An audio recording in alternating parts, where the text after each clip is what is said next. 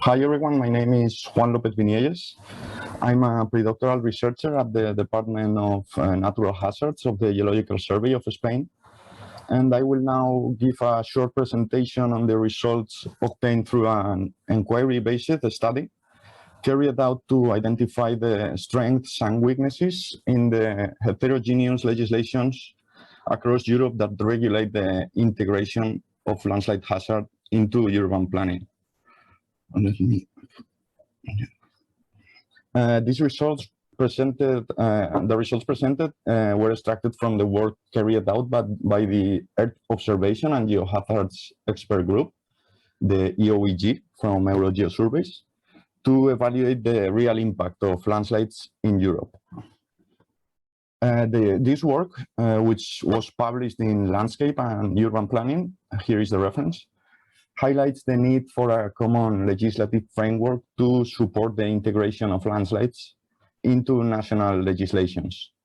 The study was developed on the basis of a survey consisting of various questionnaires and a participatory exercise, and these were circulated among the members of the EOEG. 21 national and 8 regional geological surveys participated in the analysis. The reasons for conducting the study are as follows. As reported by the European Environment Agency in 2010, national landslide inventories in Europe are very heterogeneous and sometimes not available to the public. Furthermore, methodologies and legislation concerned with landslides are heterogeneous and even absent in many European countries.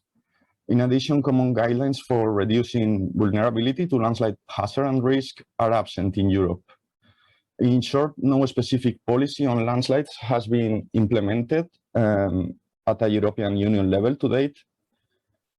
So therefore, taking into account the current context of climate change and increasing urban development, it is necessary to adopt landslide risk reduction measures to face climate change on the one hand, and landslide hazard mitigation measures in new urban developments on the other hand. The methodology adopted to conduct the study is divided into the following parts. The EOEG Landslide Inventory, a landslide database created by the EOEG in 2015 to derive statistics regarding damaging landslides in Europe. An analysis of the population exposed to landslides in Europe. Population exposure data were calculated by combining the updated version of the European Landslide Susceptibility Map, LSUS-V2, with the population density map from the Joint Research Center data catalog. Then a questionnaire on policy, laws and regulations aimed at compiling information on how landslides are integrated in urban planning. A questionnaire on landslide awareness and preparedness aimed at compiling information on how the community is prepared to face landslides by means of protection and prevention plans. And finally, a participatory exercise aimed at compiling from the geological surveys a collection of cases of poor urban practices in landslide-prone zones. Now, moving on to detail the results, the database created by the EOEG recorded information from 3,846 damaging landslides for the period 2015-2017. Considering the data reported by some of the participant GS corresponding to 18 multiple occurrence regional landslide events or more or less, the dataset contains almost 4,000 damaging landslides. Most of the landslides were triggered by episodes of intense and long-lasting rainfall, being Austria the country with the highest number of landslides events recorded, followed by Spain, Italy, France, Greece, Serbia, Slovenia, and UK. The most frequent landslide typology was slide, followed by rockfalls and flows, and to a lesser extent by complex landslides. In total, 143 landslides caused 39 fatalities and 155 injured people during the period, being Italy the most affected country with 18 deaths and 73 injured people. Most of the landslides are concentrated in mountainous and hilly regions. Regarding damage to property, landslide damage is mainly concentrated in infrastructure and urban areas. 100% of the reported landslides from Croatia, Czech Republic, and Romania occurred in built-up areas, being this proportion also high for Ukraine. In relation to the economic impact of landslides, there is a complete lack of information in 60% of the geological surveys. This table summarizes the average annual losses reported by the remaining geological surveys. As it can be observed, Italy reported the greatest economic losses, amounting to between 1 and 3 billion, including the effects of flooding, and being in turn the country with the highest number of annual fatalities. Regarding population exposure, Italy, UK, France, Germany, and Spain are the countries with more population exposed to landslides, with more than 4 million people exposed in each country. Note that Italy alone accounts for more than 14 million people living in areas with high and very high landslide susceptibility. With respect to the total extent of those areas in each country, the results reveal that Italy, Spain, France, Norway, and Romania are the countries with the highest proportion of susceptible areas. In terms of legislation, the results reveal that in most of the countries, urban planning is carried out within the ambit of local government. Surprisingly, almost 50% of the countries have no national land bill to take account of the threat from landslides during urban planning. In countries where landslides maps are officially required, susceptibility maps are deemed sufficient in 50% of the cases, and inventory maps in 20% of them. Italy, Norway, and Catalonia require for hazard maps, and only Italian and French legislations consider the need to elaborate risk maps. Thus, the results evidence a large heterogeneity of mapping methods, scales, and procedures among the participant countries. Regarding awareness and preparedness, the following observations can be made. The geological surveys from Austria, Greece, Italy, Norway, Romania, Serbia, and Sweden consider landslides as a national problem, so in those countries, the population is fully aware of the risk. On the contrary, in the rest of the geological surveys, population is aware of the risk only after a significant event.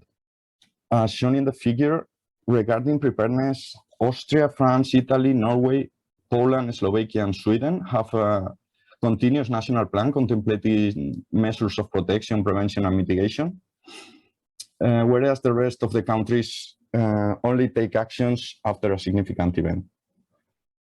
In brief, it was observed that some countries with fatal landslides and with a high range of population exposure, namely Greece, Spain, UK, and Bosnia and Herzegovina, implement no continuous plan for landslide risk reduction.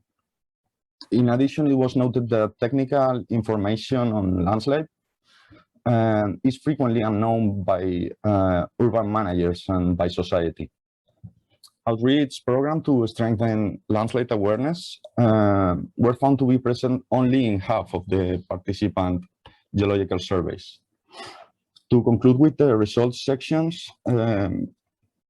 this slide shows the location of the cases of poor urban practices in landslide-prone zones reported by 9 of the participant geological surveys. In order to save time, just note that Cyprus, Slovenia, and Slovakia do not contemplate landslides in a national land bill, and this lack of legislation led to calamities. In the cases from Serbia and Spain, regulation depends on regional legislation. In both cases, constructors did not carry out the necessary geotechnical studies because they were not obliged to do so. In the cases of Italy, it is clear the catastrophe in the Campanian region with 159 fatalities prompted the adoption of stricter legislation. In the cases of Greece, Romania, and Poland, a specific national legislation exists, but numerous weaknesses were identified in the control of its application. Now, moving on to the conclusions of the study, in relation to population exposure, the results reveal almost 48 million people living in areas with high and very high landslide susceptibility. The total extent of those areas resulted in around 1 million square kilometers, according to ELSUS V2. The results indicate that even though landslides are a widespread hazard in many European countries, producing a significant social and economic impact, there is a low visibility of landslide risk in Europe. In terms of impacts, the participant geological surveys reported 39 fatalities and 155 injuries produced by 143 landslides occurred during the period 2015-17. Moreover, 11 geological surveys reported 18 multiple occurrence regional landslide events during the past 10 years, with a total amount of around 150 fatalities and severe economic impacts.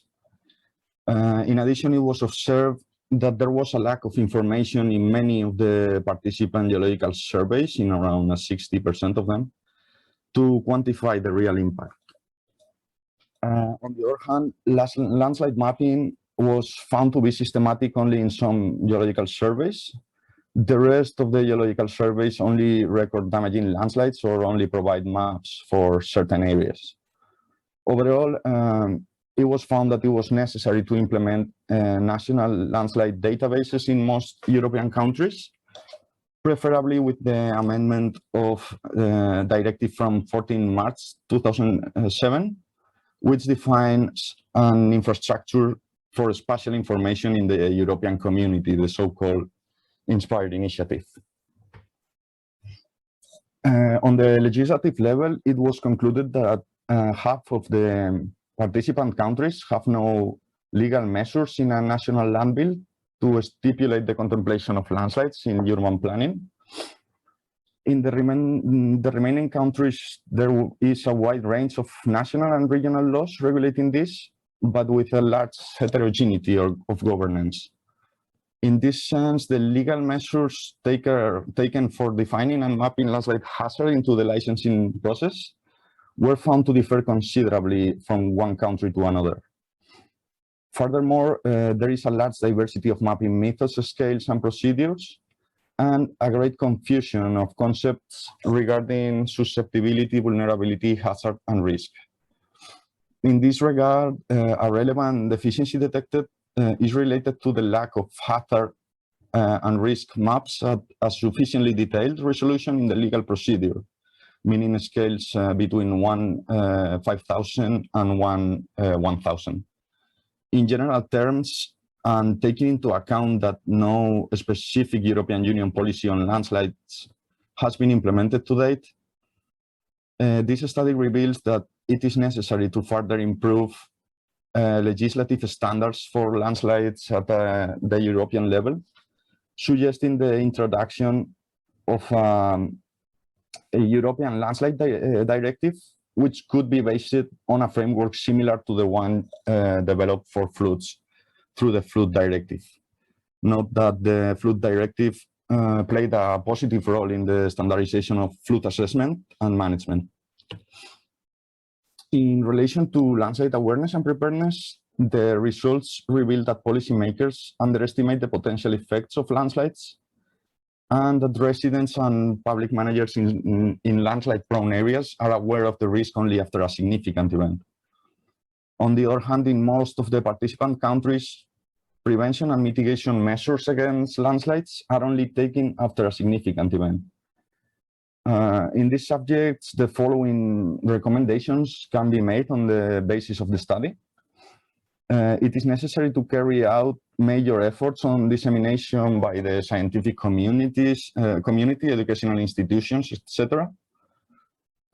We need to improve communication between landslide experts and urban and land use managers. Risk reduction The strategies have to be developed through the collaboration of urban and land use authorities and the scientific community. This collaboration should be enhanced from the European institutions, for example, through European projects.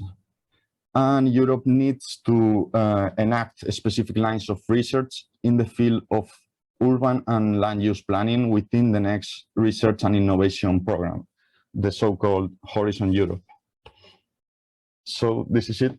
Thank you all for your attention.